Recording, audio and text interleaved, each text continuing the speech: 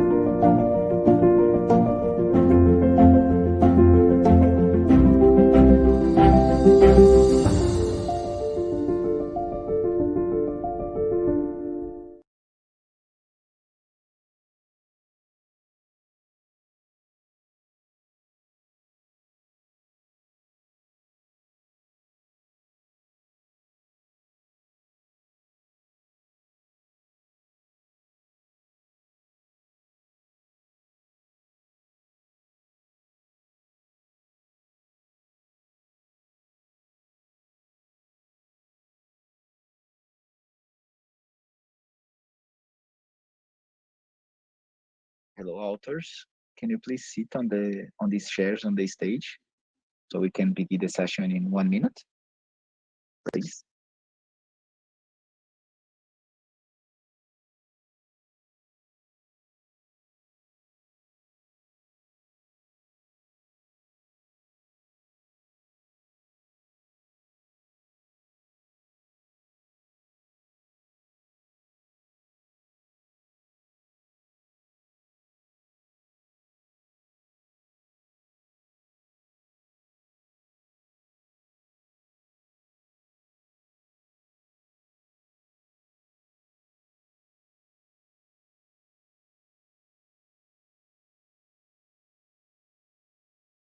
Hello, everyone.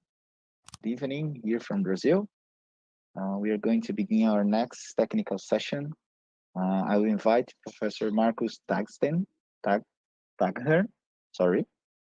for guiding this session. Hope you enjoy. Thanks. Great, thank you for the introduction. My name is Markus Tatzkian. I'm a senior lecturer here at the Fachhochschule Salzburg in Austria. And welcome to the session on XR guidance. We have 4 papers in this session. As usual, ask your questions using the Hoover app or here in the chat. You can also speak up if you have questions. You can also ask your questions during the presentation. And now I will hand over to the first presenter. The presenter is Alexander Marquardt, and he will present the paper Carrying Non-Visual and Visual Guidance Methods for Narrow Field of View Augmented Reality Displays. He presents for his co-authors Christina Repowski, Tom David Eibich, Jens Meiero, Ernst and Johannes Schöning. Welcome to my presentation.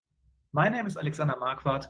I am a PhD student at Bonn-Rhein-Sieg University of Applied Sciences and University of Bremen. And I'm presenting my research with the title Comparing Non-Visual and Visual Guidance Methods for Narrow Field of View Augmented Reality Displays. The problem with many current augmented reality devices is that they still suffer from a very limited field of view. Therefore, it can be challenging to locate virtual objects in augmented reality applications. For this purpose, researchers created a variety of visual guidance methods to find virtual objects that are outside the field of view. However, with the use of visual methods, potential clutter of information, occlusion, and other visual conflicts can occur, especially in very information-rich environments. Non-visual guidance techniques can be used to overcome these restrictions. Furthermore, the question arises, how much the situation awareness of real environment is affected if these guidance techniques are used. In this paper, we address the lack of understanding which technique should be preferred under which users conditions. The goal of this paper is to compare a state-of-the-art visual guidance technique with an innovative audit-tactile guidance approach. Users have to solve a guided search task with a narrow field of view device under different task flow conditions. With regards to this goal, two research questions arise. The first is, how well do non-visual guidance methods perform compared to visual guidance methods for a search task on different levels of task load? The second research question is there an effect of guidance method on situational awareness when a secondary task is included? For this, we created a 2x3 within subject study where the user has to solve a simple search task to find out-of-view objects continuously. For reasons of comparability and controllability of the conditions, we simulated the augmented reality application in VR. The dependent measures are, firstly, two guidance modes, namely audio tactile guidance and IC360 as visual guidance method. And secondly, difficulty, respectively, task load divided in three levels: no noise, with noise, and with noise and the secondary task to solve.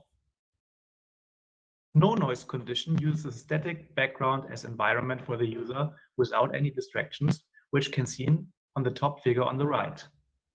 With noise conditions uses a vivid urban city environment where the user experiences rich optical flow information and auditory noise. This can be seen in the center image.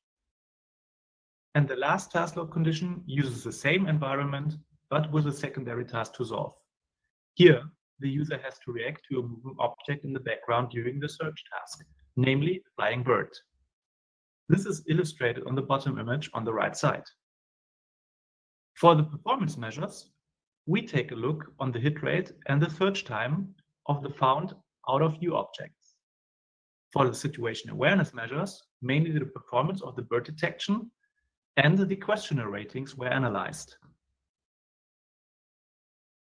I will describe both used guidance techniques now briefly. Audio tactile guidance uses a headband attached with 5 vibration motors. The motors are placed in 45-degree intervals from -90 to +90 degrees on the user's forehead. With a mixture of auditory and tactile cues, it is possible to guide the user on the longitude, latitude, and depth. The longitude will be indicated by the currently vibrating motor position on the tactile headband. When the user turns his head, the vibration wanders with the head rotation until the feedback at the center of the forehead informs the user that the target is located directly in front of the view direction. Also, an interpolation effect is used. When two adjacent motors vibrate at the same time, it indicates that the target lies in between the physical motor setup. For the latitude, an auditory cue is played. This cue adjusts its pitch and volume to the current viewing angle. The highest pitch and volume indicates the correct target latitude. Depth, on the other hand, is indicated by a vibration pulse metaphor, which is inspired by popular parking assisting systems. A pulse describes the on-off pattern of the currently used vibration motor. Very short pulsing indicates that the target object is very close to the user, while a slow pulse is indicating that the target is far away. IC360 is a so-called out-of-view visualization technique. It projects a 2D map on the screen, which with dots called proxies representing the target objects. It is quite intuitive in usage for the longitude and latitude, since you just need to follow the direction of the proxy symbols. Also, the depth is encoded by the color of the proxy symbols. Proxy symbols can take a color of a gradient from red, which means that the target is close, to blue for distance targets. Next, I will show a demonstration of both guidance techniques and how they work.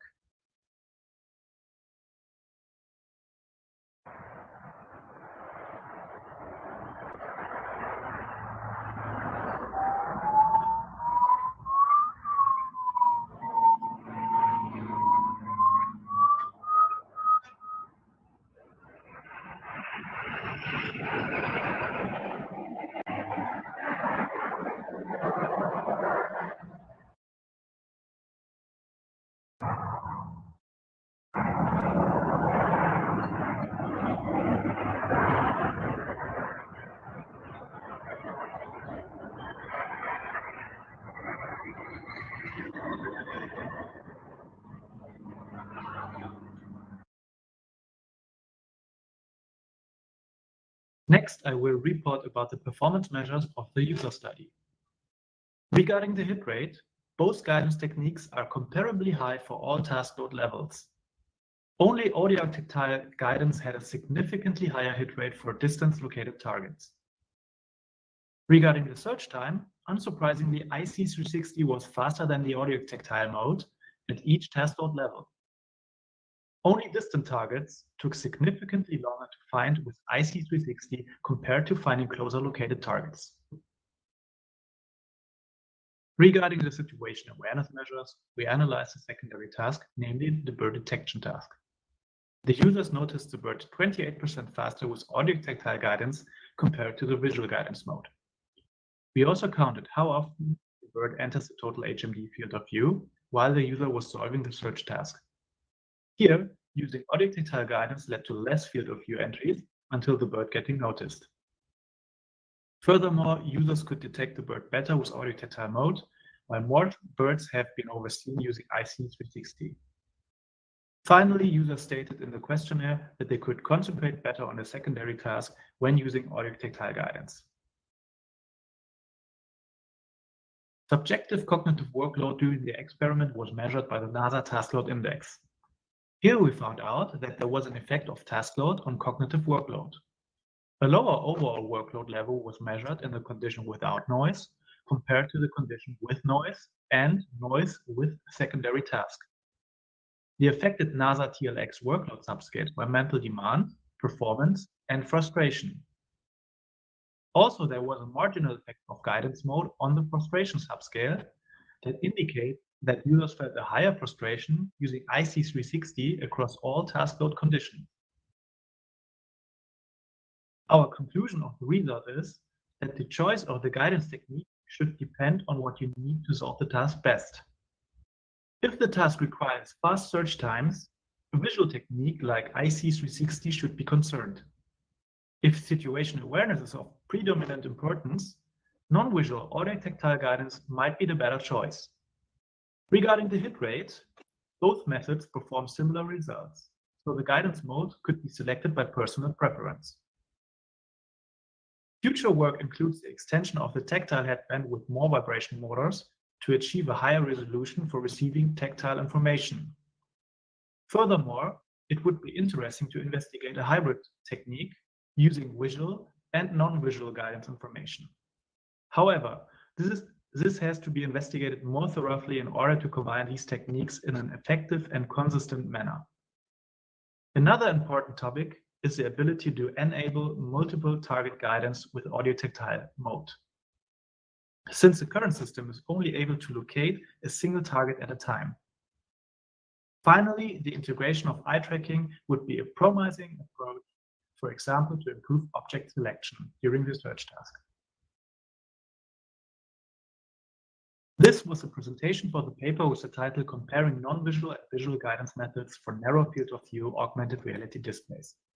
Thank you for listening. I will gladly answer your questions now.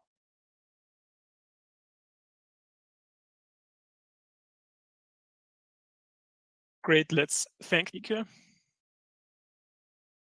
Are there any questions? You can also speak up using your microphone here in the room.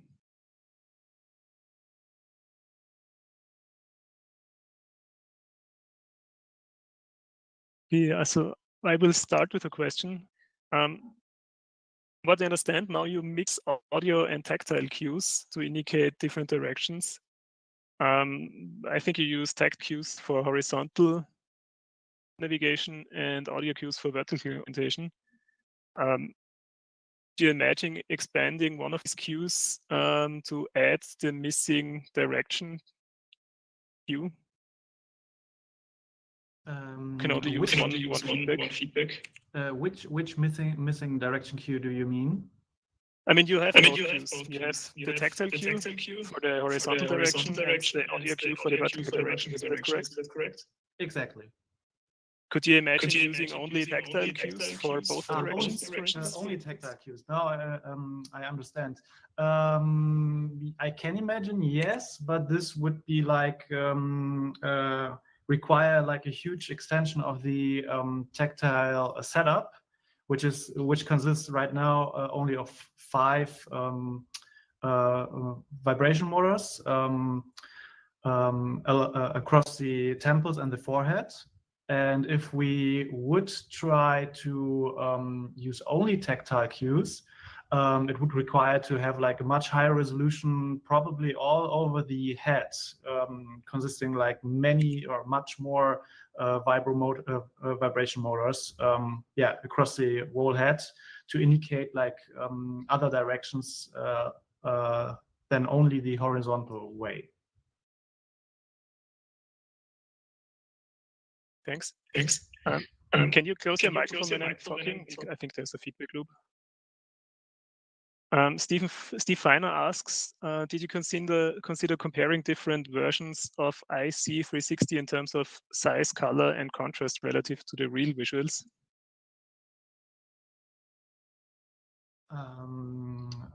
Different versions of IC360.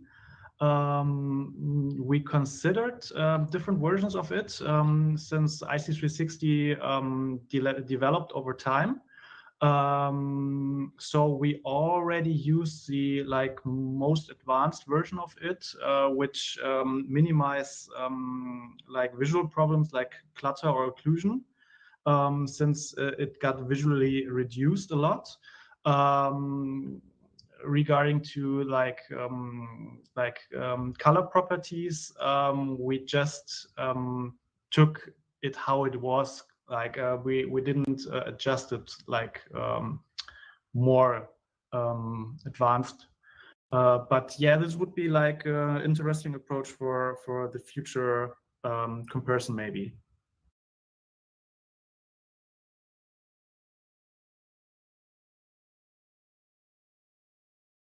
Okay, great, thanks.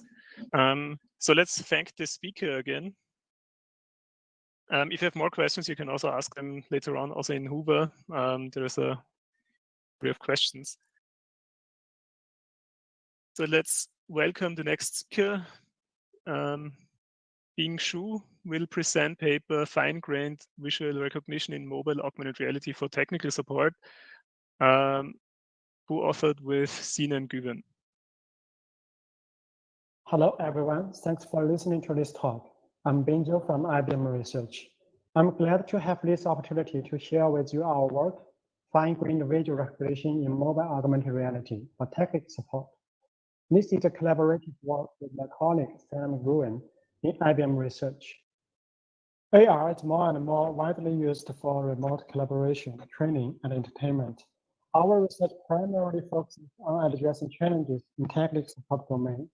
For example, current AR-based solutions for technical support rely on users to state their context, such as what step of the hardware repair procedure they are in, and manually choose the correct AR content to view and follow. This requirement prevents AR to be widely adopted efficiently and effectively, especially for non-technical users. Thus, the new fine-grained visual recognition techniques are needed to understand the user's context to enhance their experience.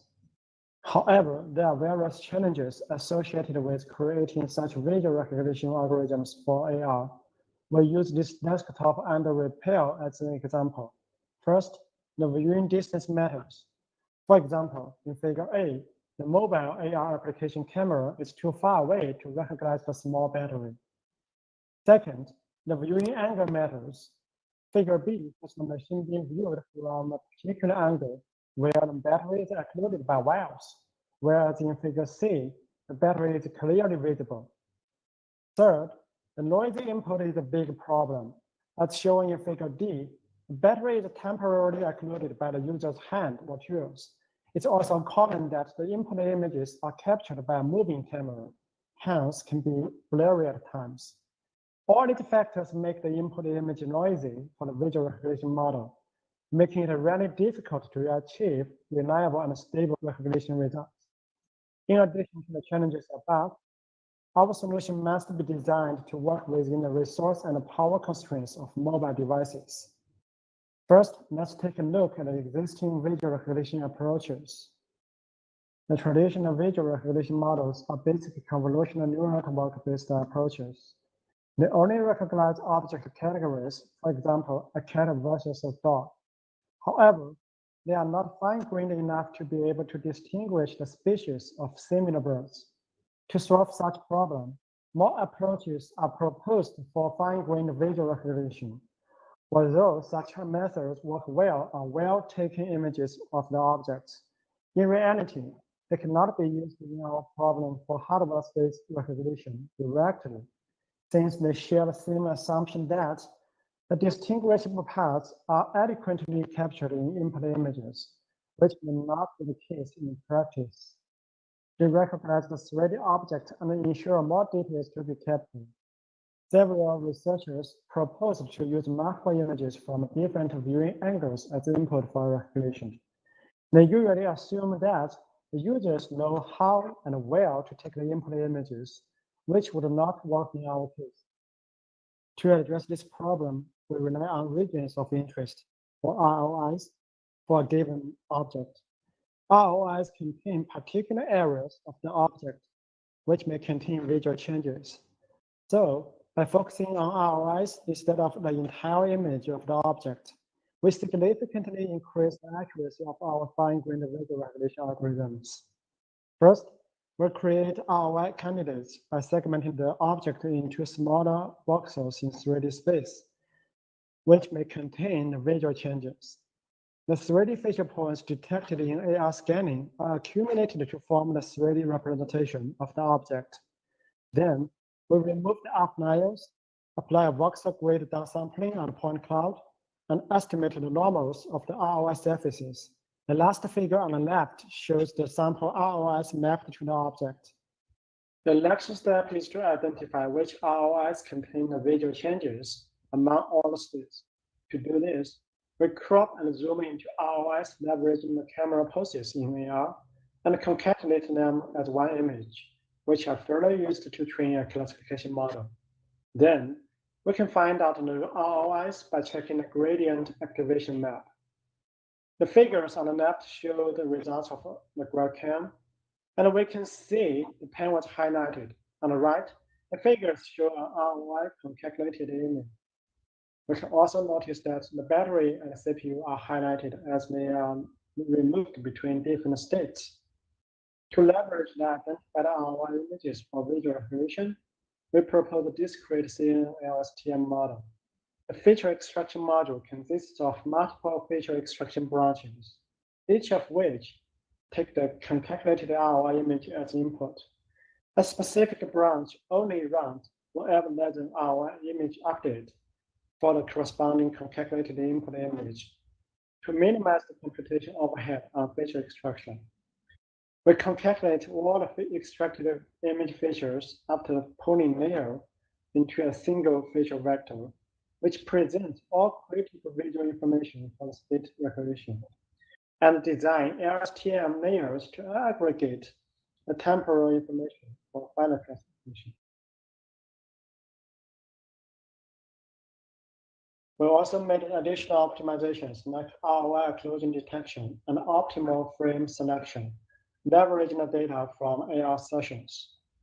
ROIs are only updated when there are 3D feature points detected in the ROI region, as shown in Figure A. When the ROIs are occluded, feature points won't be detected, as shown in Figure B. We also monitor the camera moving speed and the viewing angles in real time. We select the best video frames when the moving speed is slow and at the best viewing angle to avoid blurry caused by motion.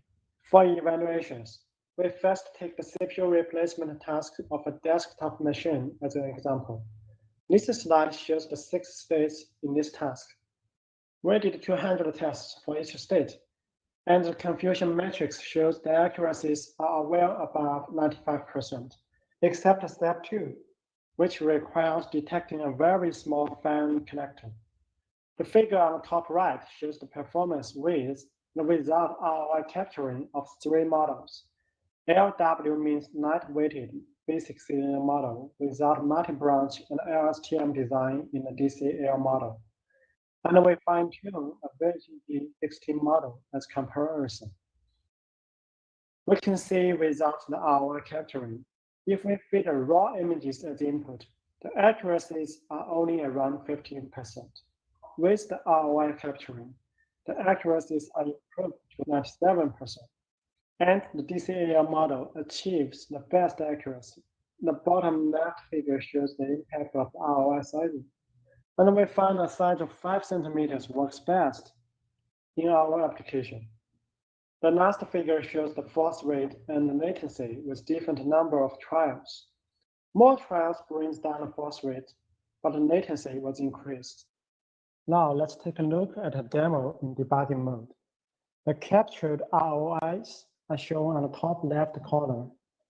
The yellow dots are the detected 3D feature points from AR. As we can see now, we are removing the screws. Find what removed, then we can see the state was detected at step 4. Now we unplug the collector. It's in state 5. As we can see, our approach is able to detect the states reliably.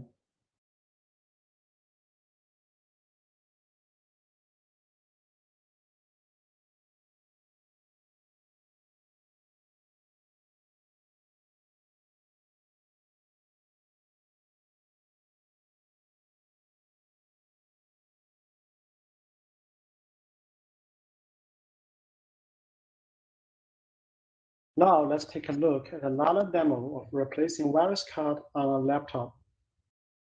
Hold the cable connectors with your fingers and gently disconnect them from the wireless card.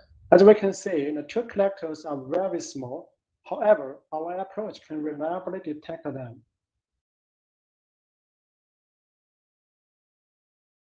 Remove the screw that secures the wireless card. And same for the screws.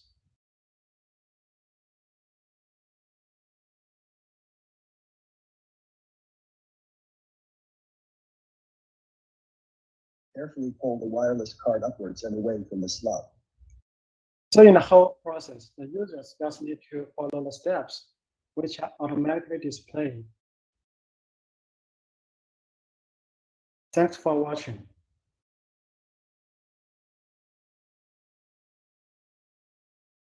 Thank you. Let's thank the speaker.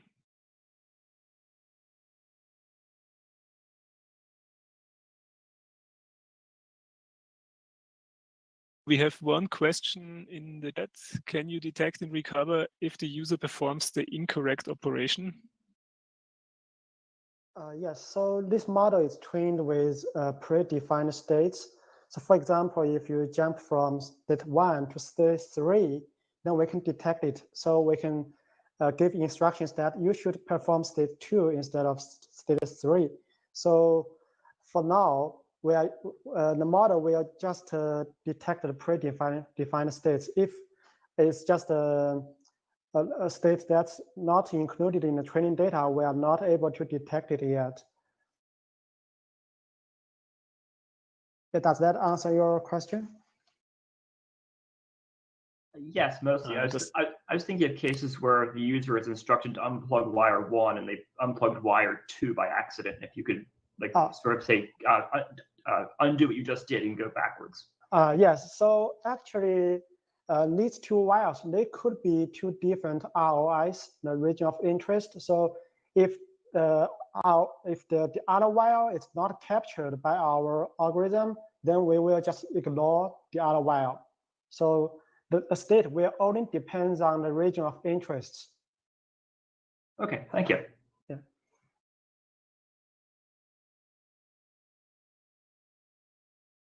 Any other questions?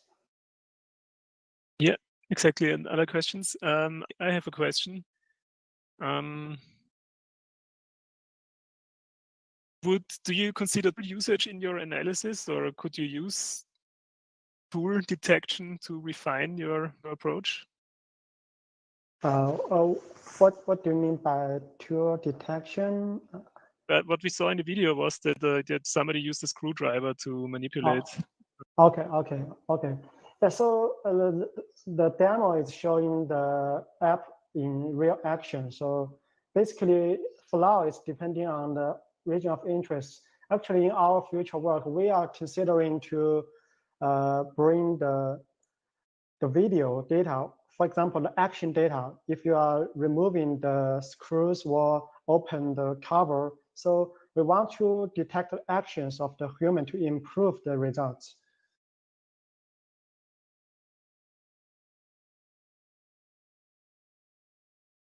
Thanks. There's one more question. The question is, how robust is your approaching? Is that the computer was a bit modified and doesn't look exactly the same like in the trained version?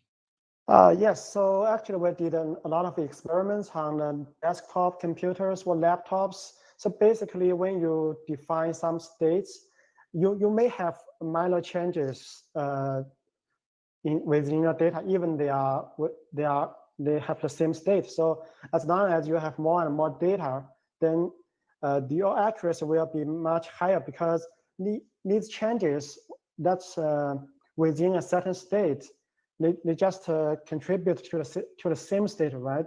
So it's just like some noise in your data. If you have more data, then the final results will be more robust. It will help you to focus on the changing part rather than the background noises.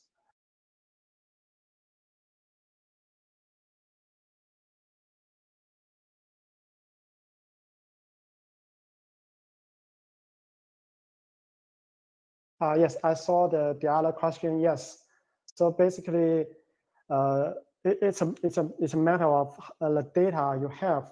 So the region of interest design here is that we can get rid of the background noises, because we are focusing on the specific locations. For example, we are focusing on the screws or the CPU instead of the surrounding parts. So that's why we have more robustness against the existing approaches.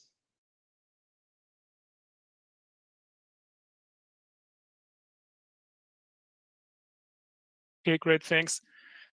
So let's thank you again. If you have more questions, you can ask them on Huber. And let's continue to the next presentation. Just a small heads up, my audio cuts out sometimes, so if I'm unresponsive, it's because the audio. Yes, thank you. Thanks. So the next presenter is Keiichi Tanaka. He will present the paper Guideline and Tool for Designing an Assembly Task Support System Using Augmented Reality. And he presents for his co-authors Yuichiro Fujimoto, Masayuki Kanbara, Hirokazu Kato, Atsunori Moteki, Kensuke Kuraki, Kazuki Osamura, Yoshitake, and Yoshiyuki Fukuoka.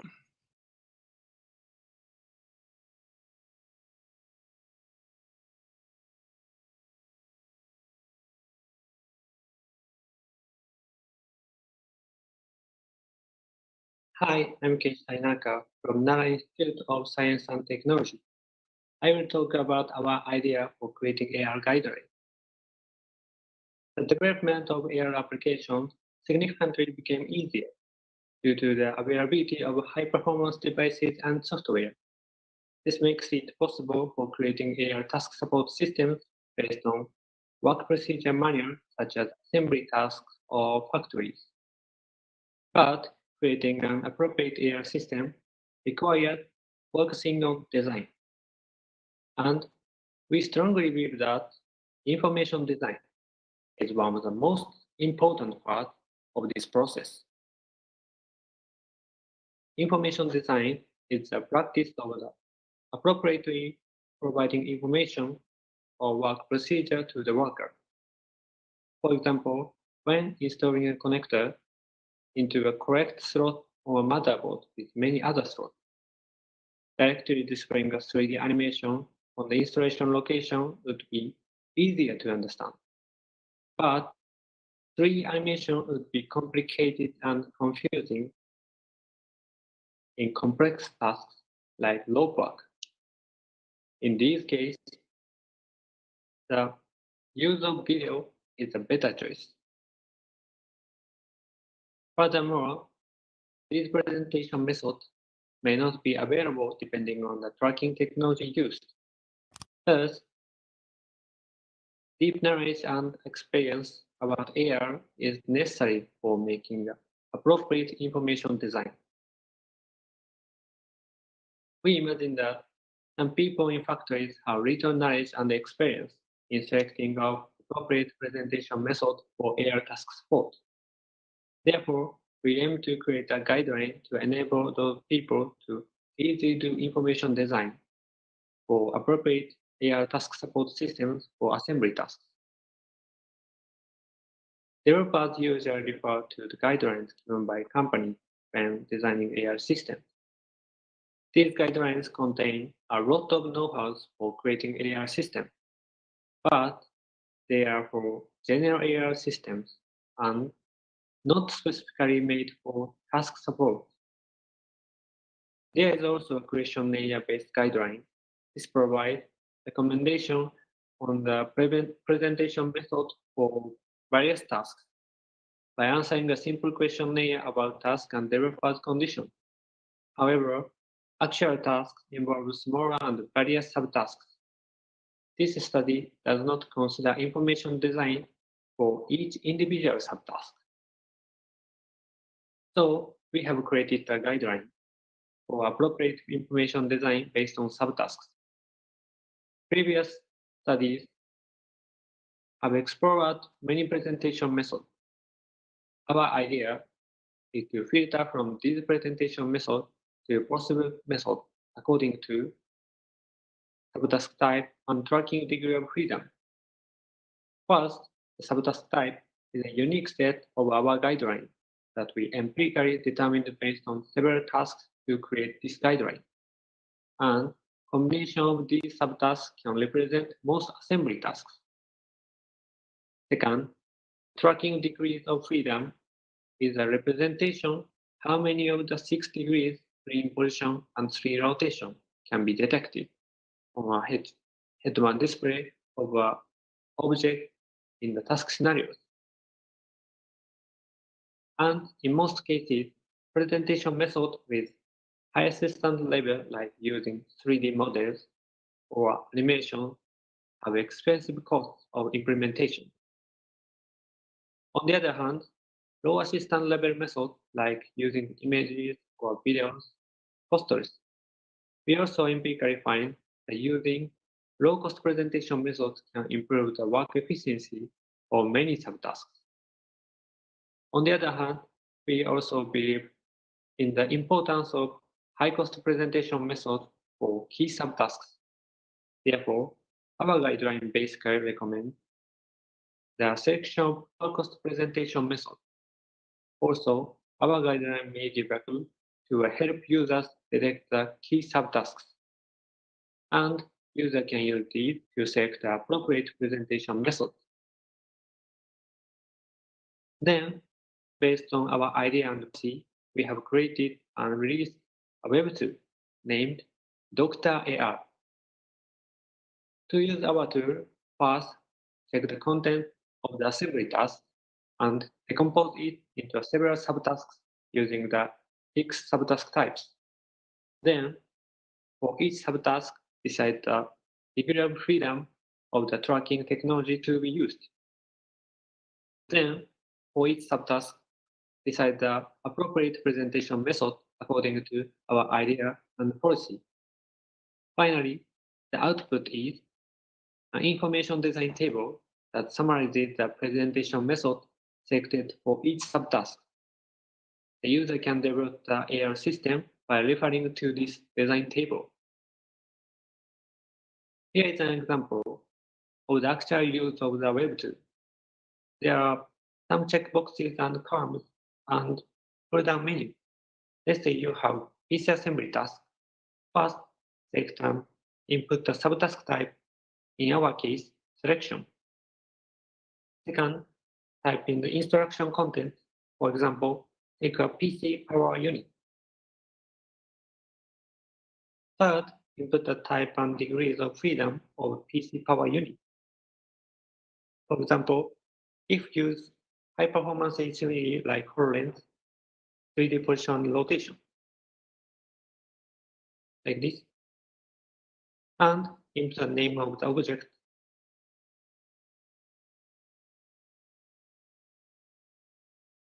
Then, Dr. L will show that possible presentation method for taking a power unit. These are arranged from lowest to highest implementation cost according to our selection policy.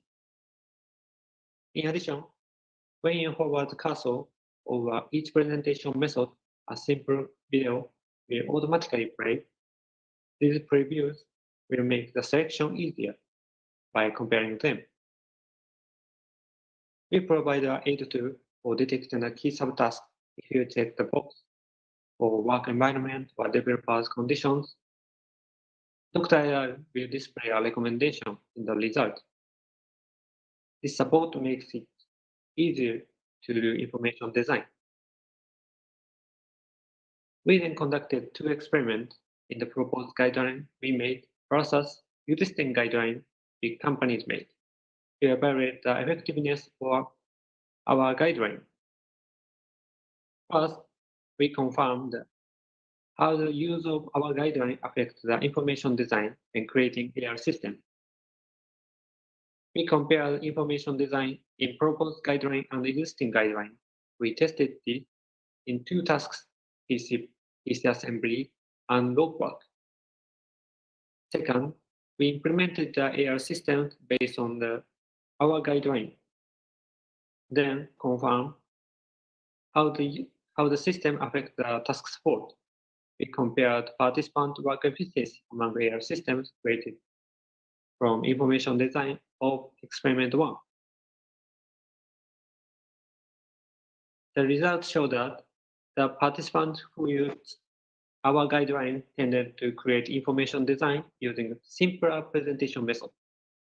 So the average cost of implementation was lower on the system based on our guideline.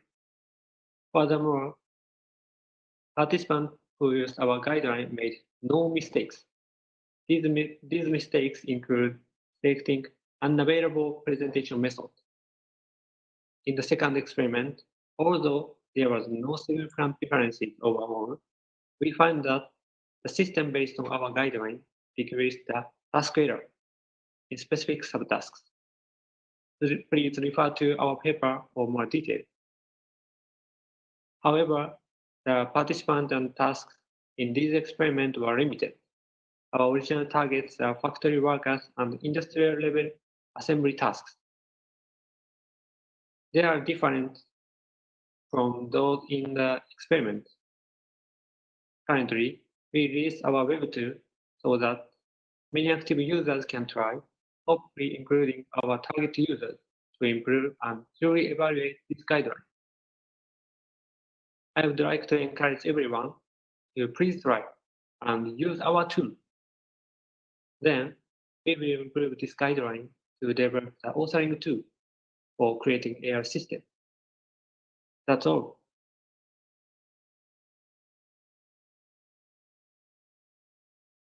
Thank you. Let's thank speaker. Hi, I'm Keiichi Sainai. Are there any questions?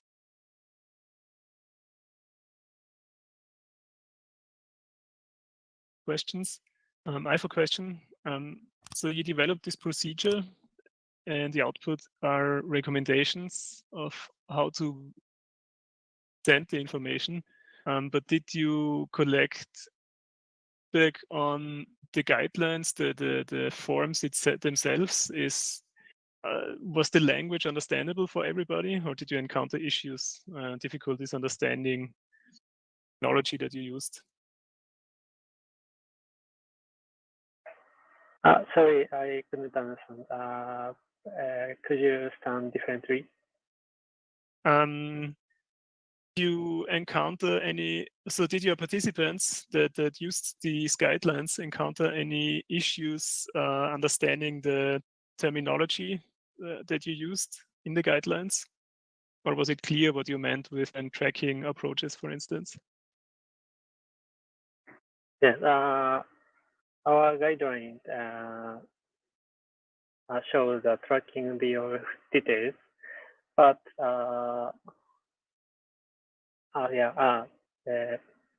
if user use our guideline, so they require some knowledge of tracking. But in experiment 1, there's some users who are some participants who don't know knowledge of AR.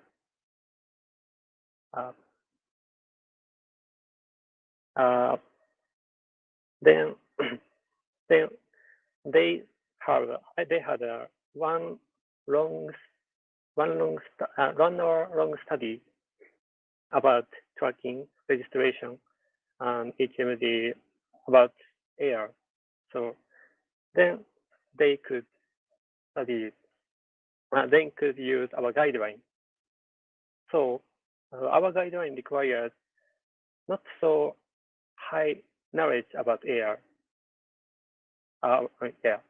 including tracking. Yeah. Thanks.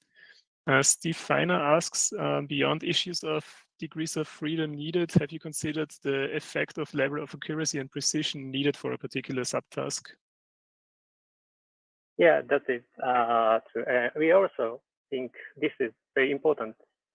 As first step, we focus on the content position and type of presentation method. So we use tracking DOF. So then we considering to improve this part based on the many feedbacks from users. So we want to get many feedbacks to improve this. So please use our tool and get me feedback. Yes. Thanks. So let's thank the speaker again. And let's continue to the next presentation. Thank you. The next presenter is Gan Lee. He will be presenting paper enhancing first-person view viewed construction videos with augmented reality cues. And he's presenting for co-authors Songjun An, William Hoff, and Mark Billinghurst. Good day, everyone. I'm Gan Lee from Empathic Computing Lab at the University of South Australia. The title of the paper I'm going to present is Enhancing First-Person View Task Instruction Videos with Augmented Reality Cues. My co-authors are Dr. Songjun An, Professor William Hoff, and Professor Mark Billinghurst. Time to time, we feel like we need to learn how to do things, such as learning how to cook a new type of dish, or maybe it's when we are trying to learn how to draw things, or maybe it's the next DIY project. Where do you find such information? Turns out, about 70% of millennials watch YouTube video to learn how to do something new. In fact, in North America alone, over 100 millions of hours of to-do videos are being watched, and how-to videos on YouTube grew 70% year to year in 2015. Videos are very useful to learn how to do new things. However, they are not perfect, especially since there are 2D information shown on the screen. They are limited in terms of conveying the idea of spatial relationship or spatial configuration. They also suffer from separation between the task guidance information and the task space, which is the physical world. To overcome this problem, we are trying to look into how we can combine instructional videos with augmented reality technology. There have been active investigations around how AR could be useful for guiding tasks in the real world. In fact, many researchers have looked into different types of visual cues to use them to guide tasks in the real world. And of course, among the many different visual cues, there were also previous studies looking into how video recordings could be useful in an AR guide system. There are also, in fact, commercial solutions becoming available, such as Euphoria Expert Capture. Compared to this prior work, our work focuses on a simple and low overhead approach to communicate task instructions for collaboration. Especially, we focused on a system supporting a collocated asynchronous collaboration in a room-scale environment. AR Tips is a wearable AR system that allows you to record first-person view video along with other spatial information and share with someone who needs that information in the same collocated space. The instructor will record his or her first-person view video while he is performing the task in the physical task space. And as he is recording the video, the system will not only record the first-person view video, but also record spatial information such as the instructor's head position and orientation and where the focus of the instructor is. And also augmented reality cues. It also records those information as well.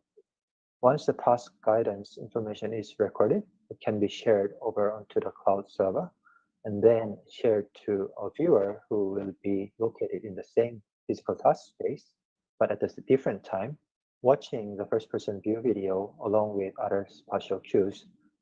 We try to make the AR tips applications as simple as possible to be a lightweight tool for co-located asynchronous collaboration.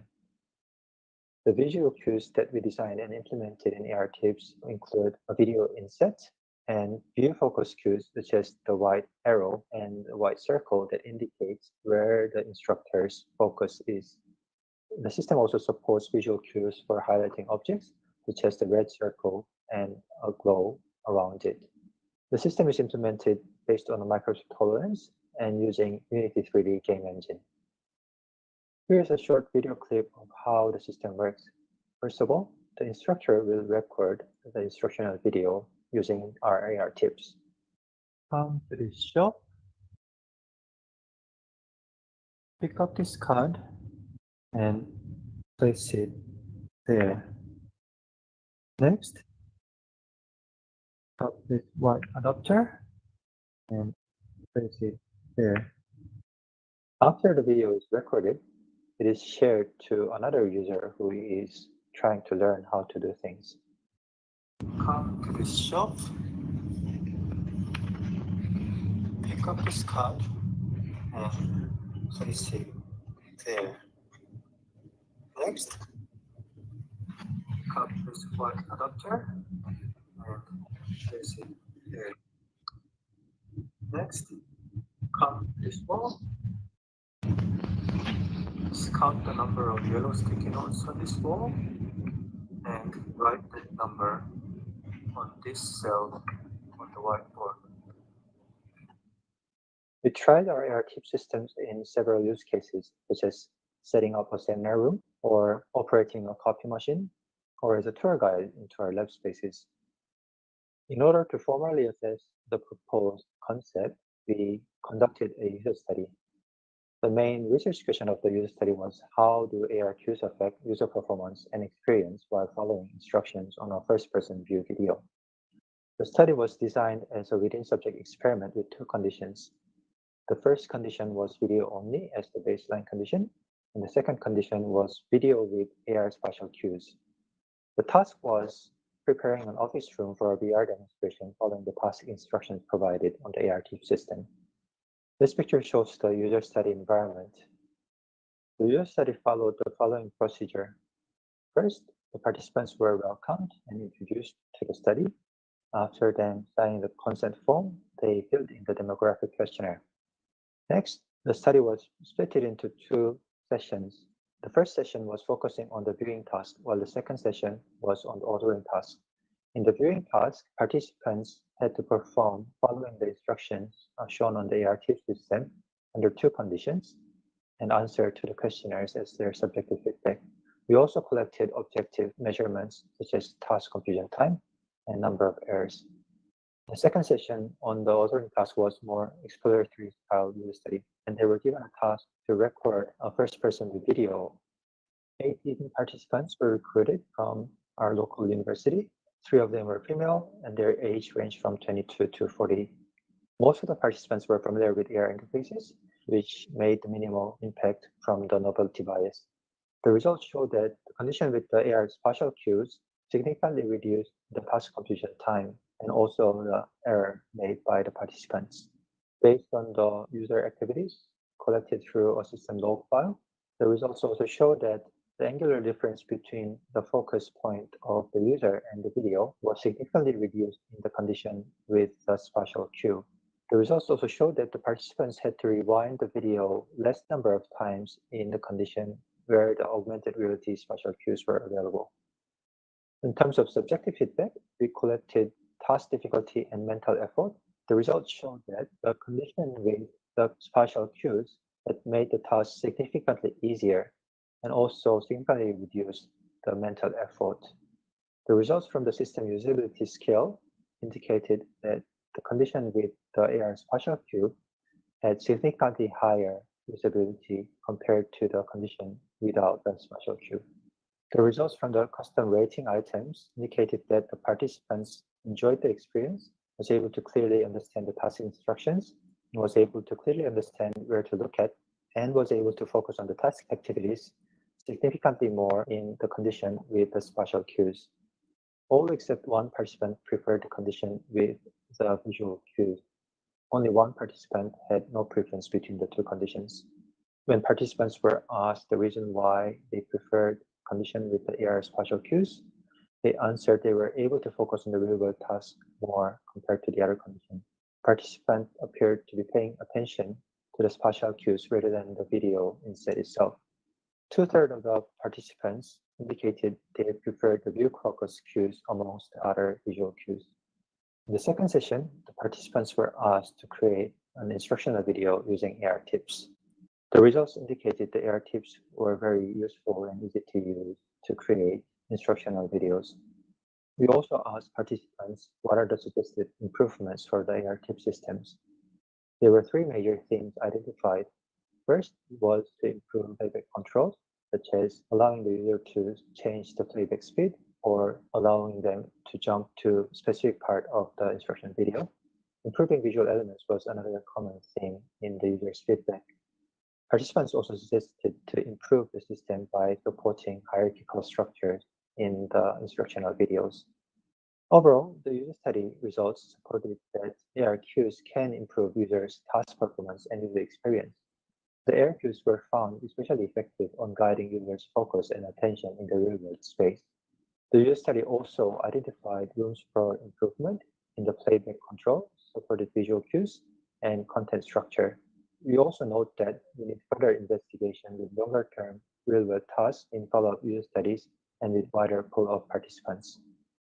Thank you very much. Please refer to more details to our paper. Thank you. Thank you very much for the presentation. Thank the speaker. There is one question. Did you identify which kinds of tasks this method is particularly suited to? Thank you. Yes, definitely, it's suited for a shorter and quick and easy task. So rather than a very long task that need a long step-by-step guidance, as mentioned in the presentation, our goal was to create a simple and low overhead tool where to quickly create a short video of how to do things and then share it with someone who will visit the same place. So definitely, it will be better for short-term tasks. It's taking the benefit of spatial cues in a room scale environment. So navigation tasks are the examples that I've shown through the paper and the video. However, noting that the system was also showing a first-person view video, we also tested with some lab experiments with engineering students testing some of the equipments, and the video was able to deliver some dexterous hand movements as well. So it could be suited on those types of tasks as well. Thank you. Thanks. There is another question. Do you do any analysis of the quality of the videos created by the study participants? No, we didn't really had a chance to analyze the quality of the videos created by the participants. We are looking forward to look more into the authoring side of the perspective, while the current paper was focusing on the viewing side of the experience and see if it could be a good asynchronous communication tool. Thank you. I also have a question. Did you also consider other video placements, different kinds of video placements? Because now it's the heads-up display in a heads-up display mode. But did you experiment with 3D registered videos? Yes. So we the system actually has different modes. The video was mainly showing that is in a head-up display mode, though the distance of the display plane was adaptive according to the physical environment. So even though it was the same angular size on the screen, the depth of that video plane adapts to the physical environment so that it's easier to the eyes. We also had a mode that the video is registered to or following the focus point of the video. However, the pilot study, we found it's more easier for the user to just follow the video that's as a heads-up mode was easy to follow. So that was why we chose that to experiment in the user study. Okay, thanks. Are there any more questions? So let's thank the speaker again. If more questions come up, please ask them in the Hoover chat. Be answered later. The last presentation for this session. Thank you for attending this session. I hope you enjoyed it and enjoy the rest of the conference. Thank you.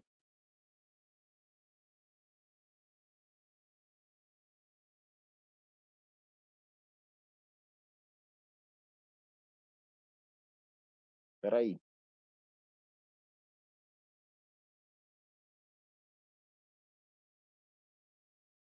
Hello, everyone. Welcome to the iLearn Virtual Campus. Please sign up for a free iLearn membership on our website. Check out our 7th annual conference coming next spring 2021. And let us know if you're interested in hosting events or leasing space on our campus by emailing campus@immersivelrn.org.